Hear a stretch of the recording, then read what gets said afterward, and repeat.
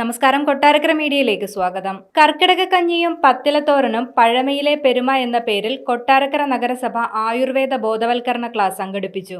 കുടുംബശ്രീയുടെ ചെയർപേഴ്സൺ ശ്രീമതി ശ്രീജ ഈ യോഗത്തിലേക്ക് സ്വാഗതം ചെയ്യുന്നു. ആയുർവേദ ഡോക്ടറെ ഈ യോഗത്തിലേക്ക് സ്വാഗതം ചെയ്യുന്നു. കർക്കിടക കഞ്ഞിയും പത്തിലത്തോരനും, 10 ഇലയുള്ള തോരനാണ്. 10 ഇല എവിടെ ഇരിപ്പുണ്ടല്ലേ, അതിന് പിടിക്കുന്നത് അല്ലേ? കഞ്ഞി തോരൻ വെച്ചില്ല. അപ്പോൾ കർക്കിടക കഞ്ഞിയും 10 ഇല തോരനും പഴമയിലെ പെരുമ, അതാണ് നമ്മുടെ രോഗൻ. അതുമായി ബന്ധപ്പെട്ടൊരു ബോധവൽക്കരണ ക്ലാസ്, ആയുർവേദ ഡോക്ടറടക്കം പങ്കെടുത്തിട്ടുള്ള ബോധവൽക്കരണ ക്ലാസ്സാണ്.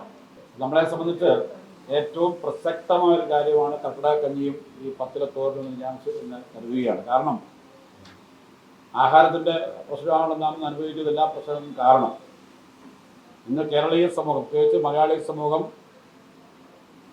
ഇന്ന് അനുഭവിക്കുന്ന ഏറ്റവും പ്രധാന പ്രശ്നം ആരോഗ്യ പ്രശ്നമാണ്. ആ ആരോഗ്യ പ്രശ്നത്തിൻ്റെ പരിഹാരം ഇതൊക്കെ തന്നെയാണ്. നമ്മുടെ ആഹാരത്തിൻ്റെ കാര്യത്തിൽ ഇപ്പോൾ ഇന്നിപ്പോൾ രാവിലെ നമ്മുടെ നഗരസഭയുടെ ആരോഗ്യ വിഭാഗം രാവിലെ ഒരു സെർച്ച് നടത്തി. ആ സെർച്ച് നടത്തിയത് നമ്മുടെ ടൗണിൻ്റെ പരിസര പ്രദേശത്തുള്ള സ്ഥാപനങ്ങളിലാണ്. തൃക്കണ്ണമംഗൽ, കോടതി ജംഗ്ഷൻ അടക്കമുള്ള സ്ഥാപനം, ബേക്കറി, ഹോട്ടല്, ഭക്ഷണ സാധനങ്ങൾ നൽകുന്ന സ്ഥാപനങ്ങളെല്ലാം പരിശോധിച്ചപ്പോൾ അവിടെ നിന്ന് കിട്ടിയ ആഹാര സാധനം കൊണ്ട് അവശിഷ്ടങ്ങൾ താഴെ ഇരിപ്പുണ്ട്. നമ്മൾ കഴിക്കുന്നതാണ്, നമ്മളെല്ലാം കഴിക്കുന്ന, അറിഞ്ഞു നമ്മൾ കഴിക്കുന്നവരാണ്.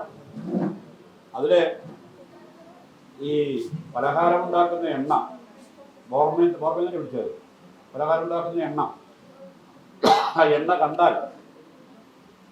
കണ്ടാൽ പോലും സഹിക്കത്തില്ല. അതാണ് അവസ്ഥ. അതുപോലെ ഇറച്ചി അടക്കമുള്ളതിന് ബാക്കി, ഇന്നലത്തിൻ്റെ ബാക്കിയുള്ള ഇന്നത്തേക്ക് വിൽക്കാൻ വേണ്ടി വെച്ചിരുന്ന ഫ്രിഡ്ജ് വെച്ചിരുന്ന സാധനങ്ങൾ വെച്ചിട്ടുണ്ട്.